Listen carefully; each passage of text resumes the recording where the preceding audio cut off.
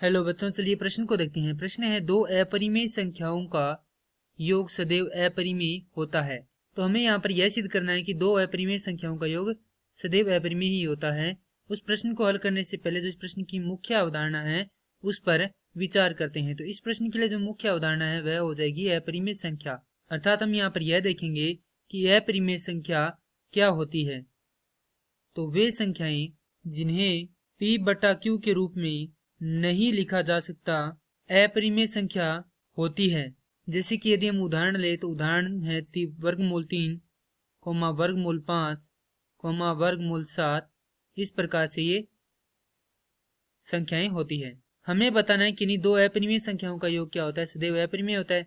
हम यहाँ पर कोई भी दो अपरिमेय संख्याएं लेंगे, जैसे कि हम यहाँ पर ले रही हैं उदाहरण के लिए वर्गमूल 7 योग वर्गमूल 3।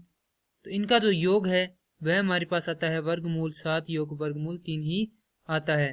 तो यह क्या है, एक अपरिमेय संख्या है, क्योंकि हम इसे p बटा q के रूप में नहीं लिख सकते हैं। अगर हम यहाँ पर देखें तो वर्गमूल a योग 1, तो इनका योग भी क्या होगा, वर्गमूल a योग 1 ही होगा।